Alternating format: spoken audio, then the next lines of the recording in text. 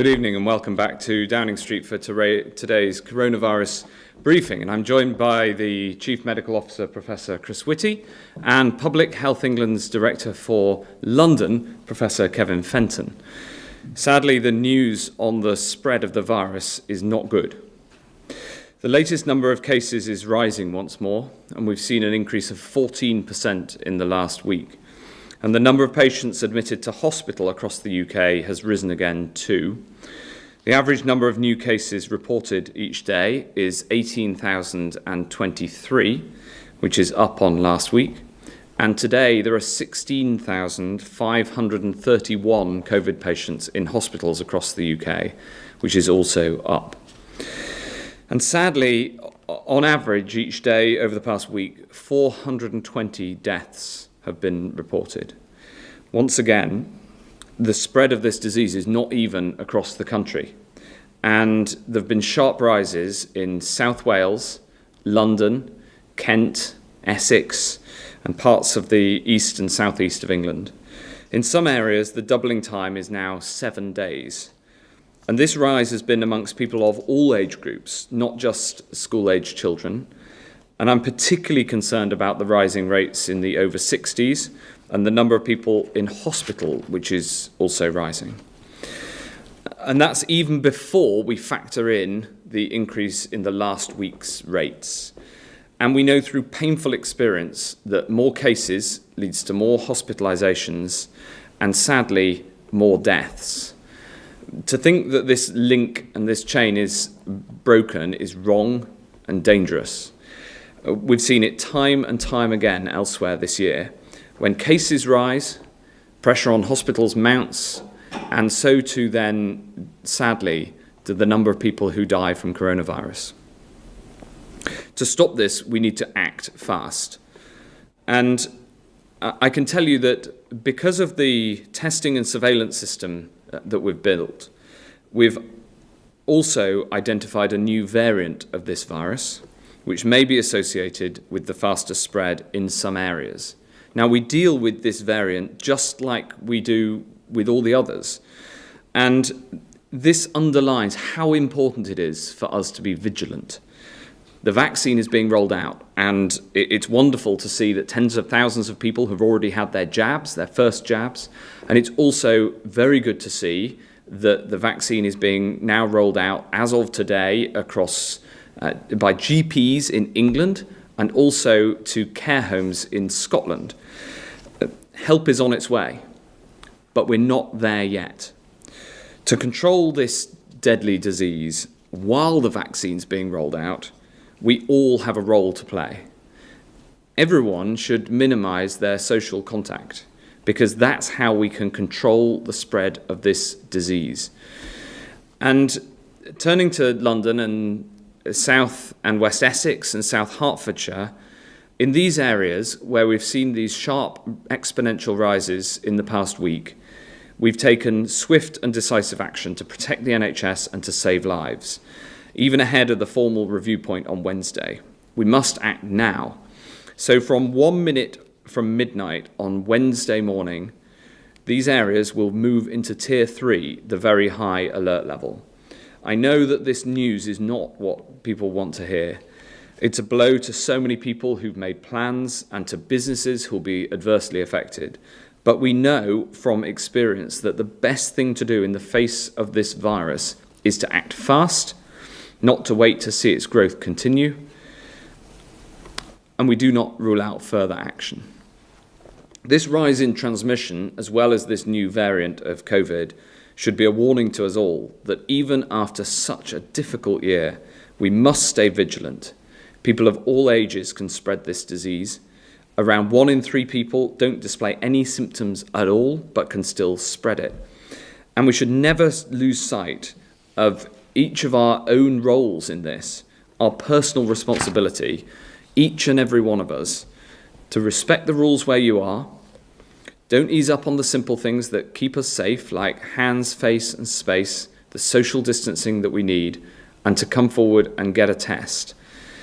This moment is a salutary warning for the whole country. This isn't over yet. Please play your part and do all you can to stop the spread of this disease. And I'll now turn to Professor Whitty to go through the data and the details. Thank you, Secretary of State. I just wanted to show 2 slides here. The first is the case rates, the number of new cases in London and the parts of Essex, Kent and Hertfordshire that the Secretary of State was talking about. And what we have here is the number of cases over the last several weeks. There was a gradual drifting up before the lockdown period, not as fast as in parts of the north, east, northwest and east and west Midlands previously. But in those areas, many of which are now in Tier 3, the rates came down.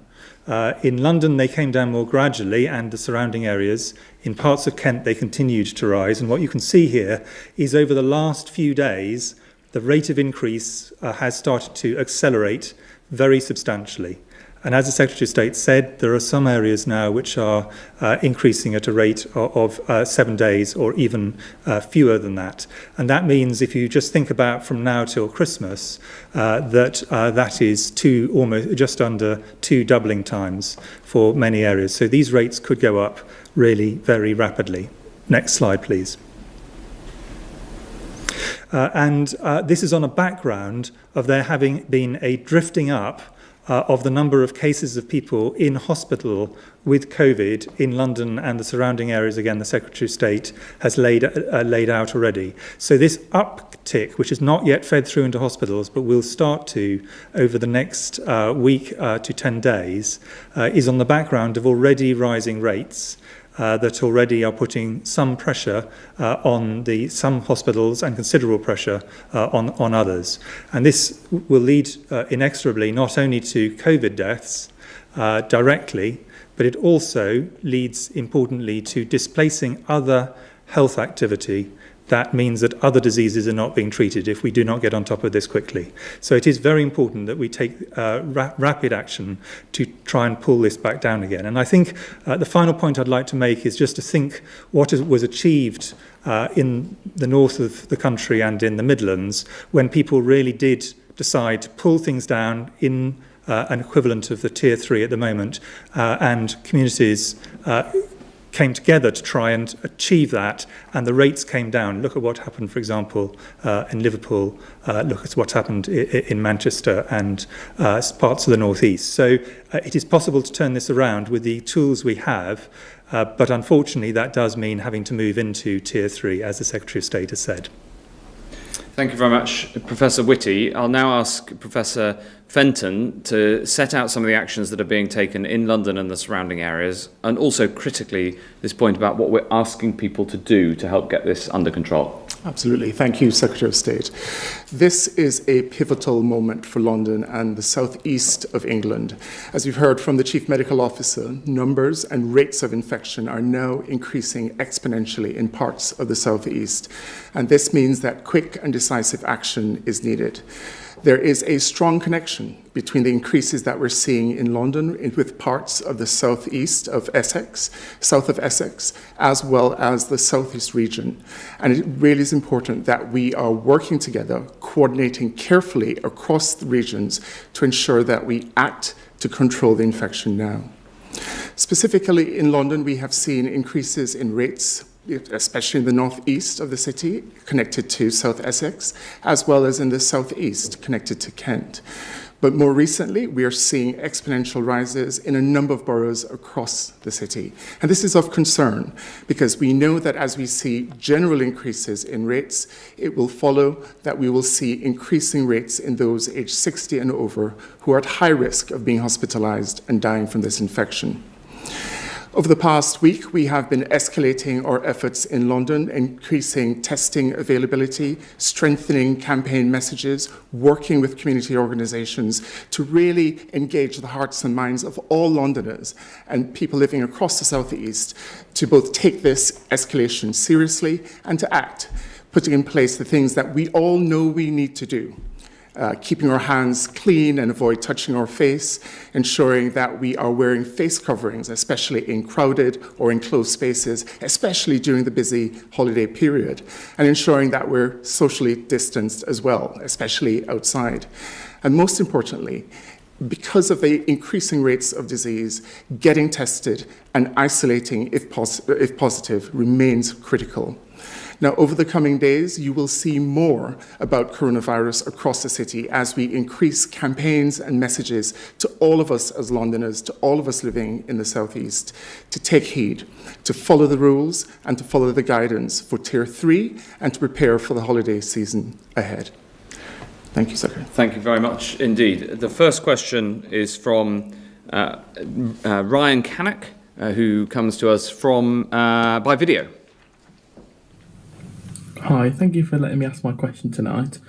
So my question is, with the current infection rate and death rate on the increase, after the mixing of households over the Christmas period, will we see a fire break in January? And also, I work in A&E as a nurse, and we're seeing an increased demand in the A&E department with the coronavirus pandemic. Is there any plans on tackling this? Well, thank you, Ryan. I should say Ryan from Cannock. I appreciate your questions, and thank you very much for the work that you do in A&E as a nurse. We really appreciate it, and thank you to all your colleagues. We are seeing increased pressures, as you described, and we're seeing that across many, many parts of the country, especially London and the southeast, but also some other parts of the country too. I'd say two things. The first is, it is incredibly important that people are careful and cautious, especially ahead of Christmas, and especially if they want to see loved ones at Christmas, and that we are very vigilant about our own responsibility, as well as, of course, abiding by the rules. The second thing is, in terms of the increased pressure that you mentioned on our hospitals, that's why we're taking the action that we are today in London and its surrounding areas, And then on Wednesday, we'll look as planned across the whole country to see which areas need to be in which tiers so that we can try to keep this virus under control and suppressed until the vaccine can be rolled out to enough vulnerable people that we protect life. I'll ask the Chief Medical Officer also to answer, especially your question about Christmas. Thank you, Secretary of State. The first thing to say is extraordinary tribute to everybody, all my colleagues in the NHS, in particular in A&E, who are absolutely at the front line of all of this. And I think what everybody in A&Es are saying and writing is this is going up in very many parts of the country, not absolutely everywhere, but very many parts, particularly now in the southern parts of the country. And we absolutely must get on top of this, because if we do not, the period after Christmas, the most difficult period for the NHS, which is January and February in every year, is going to be extremely difficult for every area of A&E, of general practice, and the rest of the health system, and that's going to have a big impact. In terms of the impact of Christmas, the thing which we have repeatedly said to everybody, and I think it is, in a sense, common sense to everybody, is that the fact that some relaxations have been made not to the tiering, but to people's ability to meet their families over Christmas does not mean that they should go to the top of the license of that. They should do everything that is possible. The point of this is for, under certain circumstances, families who wish to get together. But they really have to be very, very careful, and in particular, incredibly careful if they're around people who are vulnerable, who are at very high risk of this virus. In the medium term, the vaccine is going to give us a way out, but it is not going to give us a way out between now and Christmas, or indeed for the 2 months following that. And we need to be really conscious of the fact that only by protecting one another, and particularly protecting the vulnerable over this period, are we going to get through to the point where people have been properly protected and we can return to having the kinds of relationships with family that all of us want. Thank you very much indeed. The next question is from Becky from Gateshead, who comes to us by text. As a young couple hoping to start a family, how can we be assured that any COVID-19 vaccine will not affect our fertility if the long-term side effects have not been researched? Well, thank you, Becky. There's no better person to answer this question than Professor Whitty. Thank you.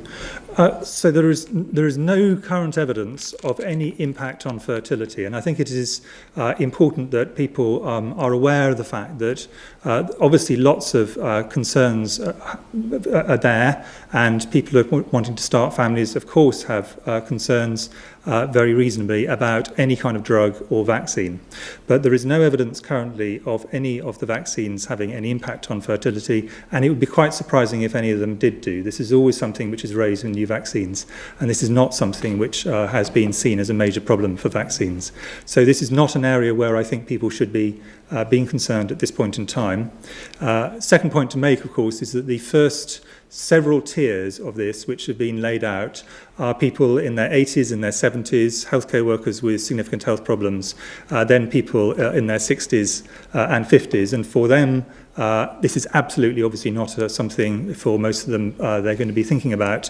What we need people to remember is that there is a very substantial risk from this virus, particularly in these groups. What we have is one vaccine that has already been given authorization for emergency use, and two others that are under consideration at the moment for emergency use at different stages of the process.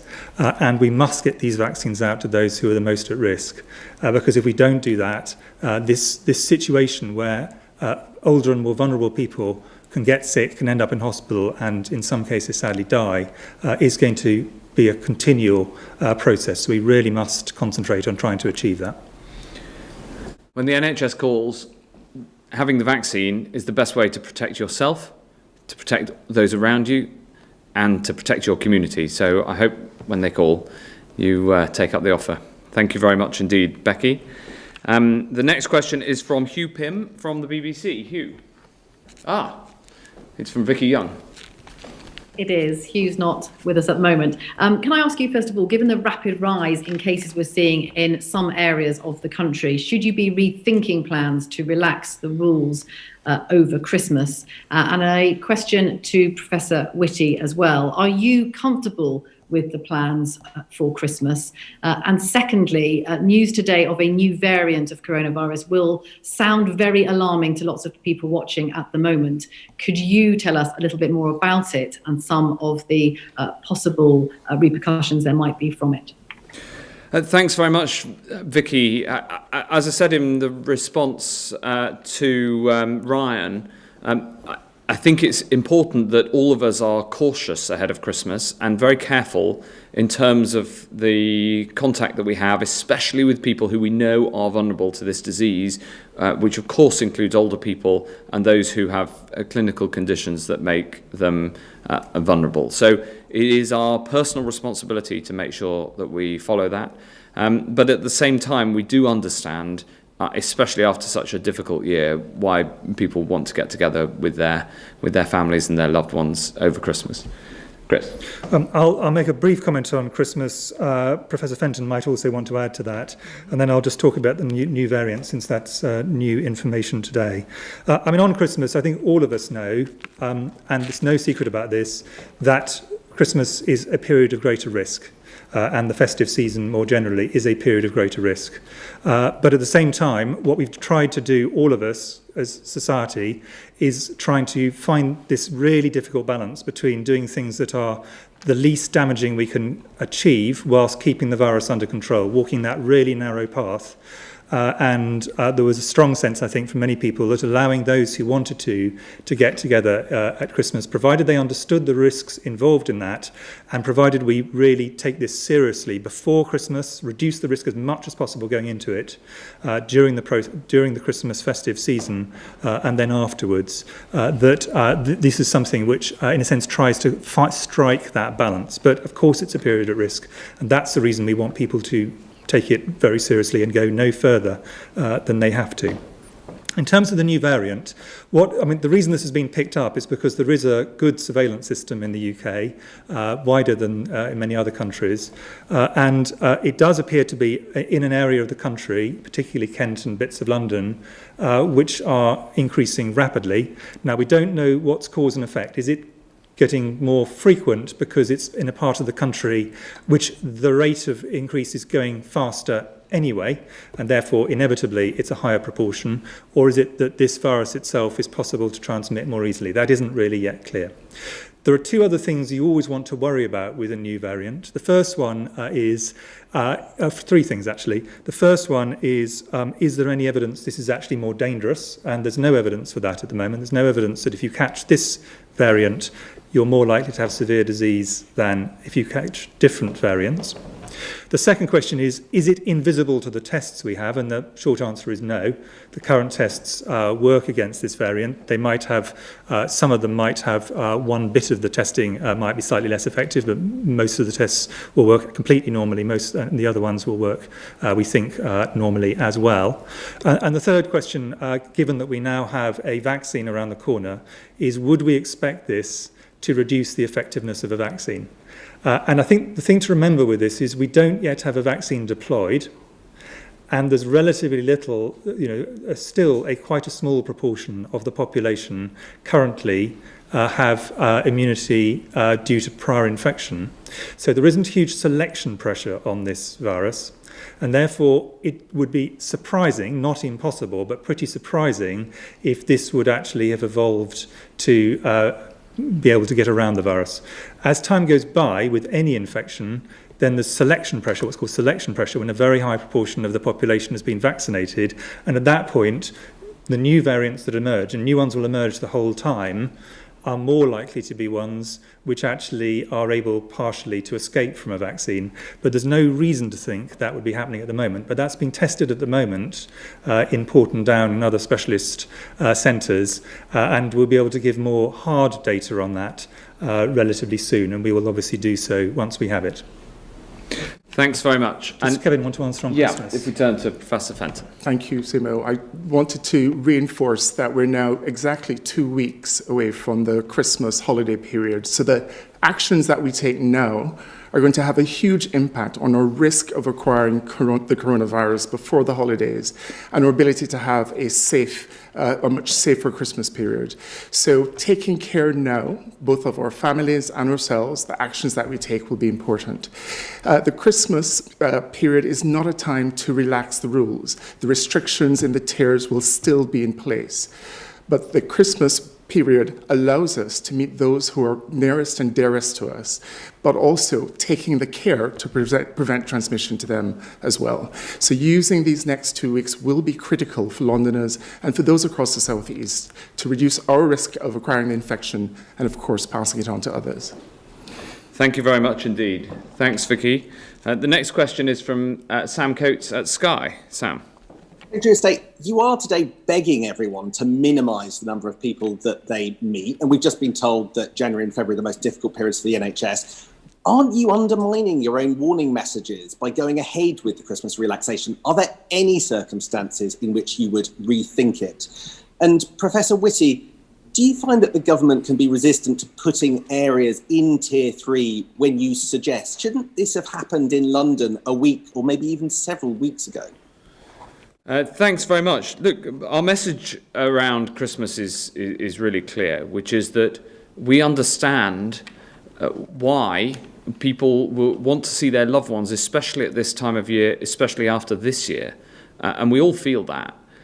But it also must be done in a way that is careful and responsible. And I think people understand that too. And that's why we've taken the approach that we have. But if you are planning to meet up with loved ones at Christmas, then being careful now, 2 weeks ahead, and making sure that you minimise the chance of both catching the disease and passing it on is the right thing to do.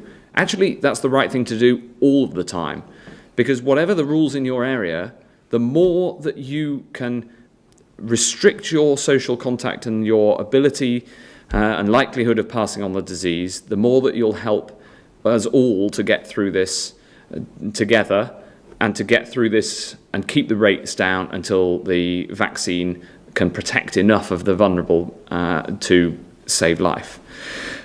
So that's the approach on Christmas. And I'll ask the CMO to answer the second question. Well, it's obviously never going to be a perfect time to go into any tier. The reality is that doing so reduces the transmission of the virus, but that does require everyone to buy into that. At the same time, it does a lot of social and economic damage, and that is really clear. And so trying to balance those two is what the government centrally, also local leaders, it's important to understand these are very much decisions that are discussed between central government and local leaders. They also have to make these really tough decisions which have harms on both sides. Go too late and too light and the virus takes off, go too early and you damage large numbers of social and economic activities without huge benefits. So trying to get that right is very hard, and the idea of perfection when you're choosing between two bad situations, I think should be avoided. It's not, there isn't a perfect time. What everybody is trying to do, whether it's local government, local directors of public health who've been outstanding throughout this, and central government, is to try and get a balance which is reasonable between these two very difficult directions. I just add one more thing before asking Professor Fenton to comment, particularly on the London point, which is that because we've increased the turnaround times of testing, we now get the results in faster. And so we've been able to take this action today based on the sharp increase in the case numbers that you saw in Professor Whitty's slide that started 6 days ago. So being able to go from spotting it to taking the action in a very short period of time from cases that were only tested 6 days ago, and then to be able over the weekend to have the discussions and take the action this morning. Professor Fenton. I think one of the other reflections is that Londoners have been fantastic in responding to the pandemic, from emerging from the first wave to keeping rates of infection low throughout the summer period. And then over the autumn, we've been having gradual and sustained increases in rates. But at each time, we've moved deliberately and early to the appropriate tier to help to keep infections at bay. The fact that we now have early signals of an exponential increase in infections means that now, once again, we're asking Londoners to pull together to help us to get ahead of the curve, to help us to ensure that as we move into the holiday period, that we have all the tools and the power that we need within the tier to help to control the rate of spread of infection. So it is difficult because at any given time, we're managing individual health, the health of the public, as well as the economy. And those discussions are never easy. But what's most important is that we're making the right decisions at the right time, which I believe we're doing now for London with Tier 3. Thank you very much. The next question is from Ben Kentish from LBC. Ben. Thank you, Secretary of State. One of the reasons the UK suffered so much in the first wave of this pandemic was because the virus was seeded across the country in so many separate incidents. Is there not a very real risk that that is going to happen again because of Christmas? And what does SAGE modelling tell us about the size of the rise of infections we should expect to result from that? And for Professor Whitty, particularly, if I could, London has been in Tier 2 for almost 2 weeks. Cases have soared. Kent has been in Tier 3 for almost 2 weeks. Cases have soared. Is it now time to accept that the current tiers possibly aren't enough to control this pandemic? Thanks very much. On the modelling around Christmas, Ben, it all depends on people's behaviour. And the most important thing is that people are cautious and careful ahead of Christmas and during Christmas. And hence we're saying that so clearly. And I think it's certainly, from talking to people, the response I get, this is how most people are thinking about Christmas as a time, yes, to see loved ones who we may not have been able to see for a long time, but to do so really carefully. And so it isn't about doing the maximum that the rules allow. It's about taking personal responsibility. Chris. On the tiers, I mean, they are, to go back to the previous question, an attempt to find a balance between things that maximally suppress the virus and things that do minimal damage to people's livelihoods and lives whilst achieving that. And there is not a perfect solution. In terms of the tiering, many parts of particularly the north of the country and the Midlands have come down and have stayed down using things which are very similar to Tier 3. And from a high level, and several places have managed to hold the line with things that are very similar to Tier 2. So the tiers in many areas are working. What we've had in London was a situation where things have escalated, and this is now clearly a time to move over to Tier 3. That's the reason for the decision today. My own view is that it would be very difficult to get on top of things in Kent and indeed parts of Essex and other parts of the southeast, whilst London rates are still continuing to rise, because there's so much traffic in and out of London from all around the east of England and the southeast of England. So I think it is very important for everywhere that London is going in to Tier 3 today, as well as many other areas of Essex and Hertfordshire, in this decision. So the tiering is, it is not a perfect tool, because the idea of perfection is not possible. But what is an ability to escalate up, and in due course, once the vaccines are properly beginning to roll out, once we're getting closer to spring, to be able to escalate down. This is obviously something which can go in both directions. So it's an ability to flex the system, but no one would like to be in the situation the world is, all of Europe is at the moment. What we're trying to do is balance two very difficult harms. Thanks very much. Next question is from Chris Smythe at The Times.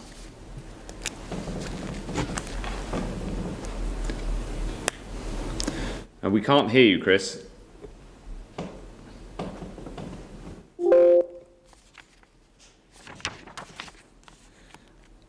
No. Let's go on to Kate Proctor at Politics Home and then try to come back to Chris Smythe after all of the questions, if we can. Kate, hi. Thank you very much. I've got a question for Professor Chris Whitty on the variant that's been found. Could you tell us a bit more about exactly when this was discovered, what was the date, and also there was reference in the Commons earlier to it being found in other countries. Could you say which other countries it has been found in, and are the symptoms exactly the same between the different strains of coronavirus? And on Christmas, I just wanted to go back to this. I mean, is this really Christmas at any cost? Are there no circumstances, particularly in relation to cases rising, in which the government will look at the rules again? That's a question for Matt Hancock. And lastly, for a family in London, if they have a teenager who's at a school where there's been a high number of coronavirus cases, should that teenager then go and spend Christmas with their elderly relatives? Thanks very much, Kate. Well, I mean, I've given the answer on Christmas to the same question several times now. We're really clear about the way that we think about it. Of course, people should be careful. For instance, teenagers going to stay with grandparents. We need to be really careful about that, and we need to take very seriously the high number of cases that we've seen. Which in London, especially in northeast London, started with a sharp increase in children of school age, but actually now has spread to all ages across the population. On the first question on the new variant, I'll hand over to Professor Whitty. Yeah, I mean, the data's been brought together very recently. I mean, obviously some of it's relating to specimens that were taken much earlier, so there's an ability to track it over time, and that's one of the reasons that we can see that it has expanded over time, but that's looking backwards. But in terms of the data being pulled together, and there's been a lot of analysis done over the last few days and to try and work out what this means, and now to try and work out, for example, what does it mean in terms of vaccines and so on. So, I mean, this is a continual picture. And in terms of other countries involved, I mean, there are some countries that have had things that look quite similar to this, but maybe unrelated. And then there are others which may well have something similar. But again, they're now looking at this properly. This has been loaded up. There's an international database of all the variants. The UK is one of the biggest contributors to that, in fact, by some distance. And so other countries will now be looking at this, other nations, to see what they've actually, where it has spread to, if it has spread elsewhere, or indeed whether it's been spreading there even before the UK. We don't know that one way or the other. And in terms of the symptoms things, so far, there is no evidence that the symptoms are any worse or different from other variants of this coronavirus. And there are many variants. And I think it's not just there's one coronavirus and this is the variant. There are many variants. It just happens that this one has quite a few more mutations than some of the other variants. So that's the reason why we've taken it more, particularly seriously. But there's nothing to suggest that the symptoms are different, that the testing is different, or that the clinical outcome is different for this variant. The main reason we are raising it to people's attention is the question about, is this spreading more quickly? And that may be cause and effect, or it may not. Thanks. I just want to add one thing at this point, because it's not an accident that in this country we have one of the biggest genomic testing services in the world, as well as the now vast PCR testing capabilities. It's because of a consistent investment in genomic research over 10 years or maybe longer in this country.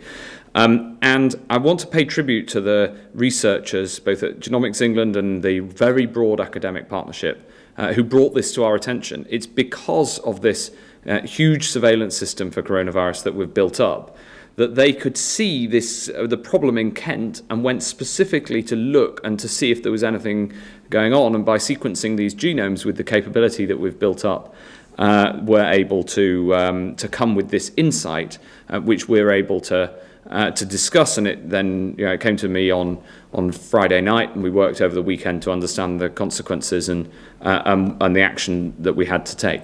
Now, the problem is that the epidemic was increasing in London and its surrounding areas anyway, and the actions that you need to take are the same. But nevertheless, it's a tribute to British science, and in particular the support that's gone into genomics over the past decade, that means that we're in a position to be able to identify this sort of strain and then act on it. I think one thing which I've heard in the public debate is the reason why Tier 3 has been brought into so many areas because the variant has been found. And the answer is straightforwardly no. The reason that Tier 3 has been brought in is because the rates are going up very fast in many areas. The variant may or may not be contributing to that, but the reality of that is happening across the board, and that's the reason for making the changes. Very good. Thank you. Next question is from Nick Cecil. If we've got Nick, great. And then after Nick, we'll try to go back to Chris Smythe. Nick. Yes, first to the Secretary of State and to Professor Fenton. Given that lockdown appeared not to be working in London with cases rising even before it ended, why do you think Tier 3 will work now? And to Professor Whitty, is it wise to relax the restrictions to such an extent over the Christmas period? And what do you think the impact of that will be on the mortality numbers from COVID? Thanks very much, Nick. The thing that I would say is that if across London and the surrounding areas where there are these sharp rises, if we all come together and follow the Tier 3 rules and respect the social distancing that's necessary and do our bit, then we will get this under control, get it down and get back into Tier 2. And it is that community response which is necessary. Of course, the rules in the tiers are important, but we've learned, as Professor Whitty was saying earlier, we've learned from parts of the north of England that when everybody in the community basically decides to make it happen, you can get this under control and fast. And the first place we saw this really working was in Liverpool about 6 weeks ago, when we put in the extra testing. The local leadership were very clear and strong with the public messaging, and the rates came down and everybody did their bit. And everybody is part of something that's bigger than themselves, which is, can we get this city out of the tier? And we saw the result of that because when we came out of national lockdown, Liverpool went into Tier 2. And we've now seen the same pattern across several cities in the north. We've seen it in Manchester recently, and we've seen it in Newcastle, and we've seen it across the Tees Valley, where there's been very strong leadership, including from the Mayor, Ben Houchen. And we're starting to see it in some other parts of the country as well. I would single out Bristol, which has also had a very sharp rise, very sharp fall, and Nottingham. So we can do this, but we need to do it together. So yes, of course, it's about the rules, but it's also about how every single person behaves and how the brilliant local media make sure that they echo the important public health messages. We can do this if we do it together. I entirely agree, Secretary of State. Let's be clear. The national restrictions did have a positive impact on many parts of the city. There were many boroughs that benefited with reducing rates during November moving into early December. And what we need to understand are the tools to that success and ensuring that we continue to work with communities to adopt the protective and preventive behaviours so that these tiers and the restrictions do actually work. The challenge that we have now is that the rates of infection across the city are relatively high, and so therefore we need additional restrictions to help us to control infections. And Tier 3 allows us to place restrictions on the hospitality sector, as well as limits mixing between households, two of the main drivers of transmission of infection in London. And as you've heard earlier, we've also been doing intensive work to help to identify infections in schools and to address transmission in schools as well.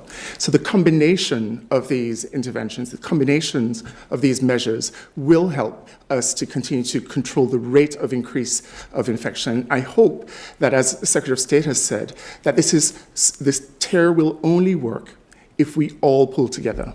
And Londoners have done this before, and we will do it again. So it is the actions and the decisions that we make today that will help to make that difference over the holiday period.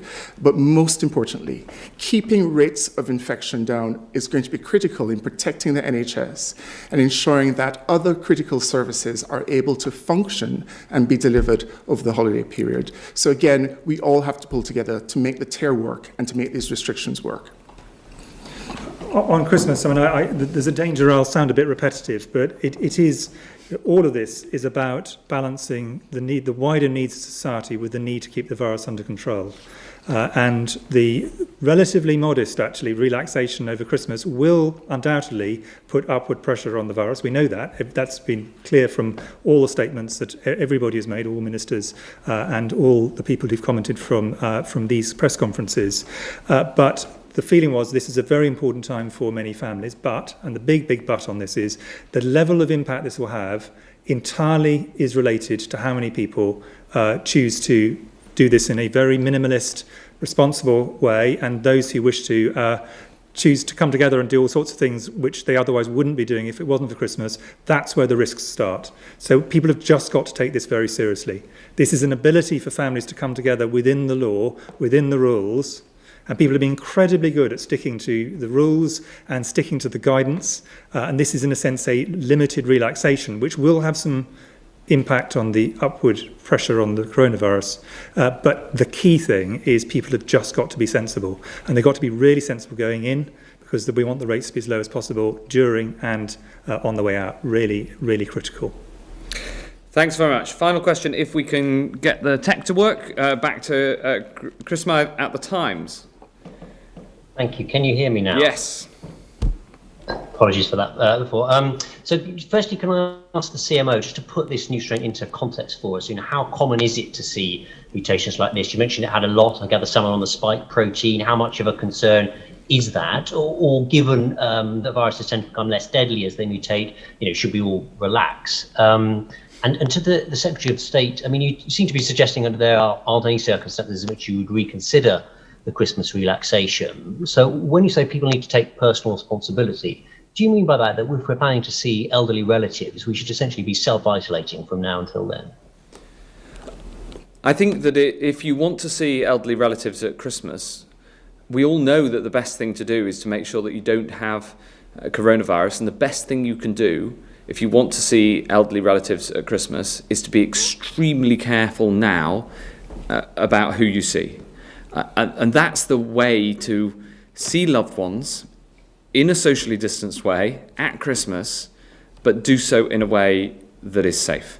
And I'll ask Professor Whitty to answer on the new variant. And if I may, because this is the last question, I also would like Professor Fenton to mention the vaccine rollout across London and also the importance of getting the vaccine for all Londoners. So I think Professor Fenton should have the last word. So I think that in terms of background, I mean, I hope what I'm saying won't be really obvious, but this virus, which is going to be with us now for the foreseeable future, will continue to produce mutations over time. Very many of these will just die out. We'll never know about them, they'll just disappear. They won't provide any benefit to the virus. Some of them will be neutral, they may spread, but they don't make any difference one way or the other. A few of them will have new properties. Now, whilst there's no strong pressure from a vaccine, there's no strong pressure from very, very widespread immunity, although there is probably some, it's fairly unlikely that they will be massively advantaged by having an ability to evolve around those variants. You are right that overall, the tendency is, if anything, for things to become less virulent rather than more virulent. But that's over a long period of time. And some things can actually become more virulent along the way. So it is possible. The more common things is that obviously there is a fitness advantage, and this is kind of GCSE biology point, fitness advantage to if a particular mutation makes it easier to spread through the human population, that is likely to advantage the virus, that particular strain of the virus, the particular variant, and therefore there is a probability then that it will spread more widely. So the idea that new mutations might become more likely to spread is not particularly surprising, because biologically that's an advantage to the virus, whereas there's no particular advantage to making you more sick than other things, so that there's no evolutionary advantage, so there won't be a strong pressure on that. And in the long run, there may be an issue about new variants evolving that are less affected by natural immunity, less affected by vaccines, and therefore we may have to have vaccines which are done on a regular basis where we take the latest variants and we actually revaccinate over time, just as we do for flu. So that is, in the long run, that's what's likely to happen. But this is just one, albeit significant variant, but there are many others in the system, and there will be many more in the future. This is the natural process of evolution for any infectious disease. Thank you very much. Does that answer the question, Chris? Yeah, but I mean, just in terms of vaccine, the spike protein, is there anything to be concerned about? There are mutations there on this particular variant. Yeah, so there are mutations on the spike, what's called the spike protein. This is loosely what it uses to attach to cells to get into them. And several of the vaccines have got activity. In fact, most of the vaccines have got activity against the spike protein. We don't know whether these variants are going to actually affect that, but there's no evolutionary reason why that would be advantaged. And that's being tested, as I say, in Porton Down at the moment. And we should have answers relatively soon as to whether there's any evidence that what's called neutralizing antibodies, these are the antibodies that stop a virus getting into the cells, are affected by this mutation. If there is, then people need to go back and think about vaccine formulation. But I don't think there's any reason at this point to think that's particularly likely, but let's wait and see what the science shows us. And I think Professor Fenton, there was a question for him. So I was going to reflect on the vaccine programme and how that's progressing, certainly in London. It is miraculous that just over a year after first discovering and describing this disease, coronavirus and COVID-19, we are at the point of having a highly effective vaccine that can prevent health harms and severe disease, and perhaps bring an end to this year of this pandemic. So now more than ever, it's important for all of us who are eligible for the vaccine and who are prioritized for the vaccine that we take this opportunity up. The NHS in London is doing phenomenal work, working to develop the hospital hubs to begin the delivery of the vaccine to those in greatest need and those who are prioritised. And we're now poised to develop and deliver the vaccine to primary care sites that will encourage and engage more people who are at risk to take up the vaccine. I know that for many Londoners, there's still questions about the vaccine, but it is highly effective, and we're working with our partners in the NHS, with faith organisations, with community organisations across the city to ensure you all have the information that you need to make the choice to take the vaccine, and to encourage family members who may be at risk to take up the vaccine as well. This is going to be one of the keys to unlock the door to the end of this pandemic. And I'd like to encourage all Londoners, and in fact everyone around the country, to take up your opportunity for the vaccine when you're able to. Thank you very much. That concludes today's coronavirus briefing. Thank you.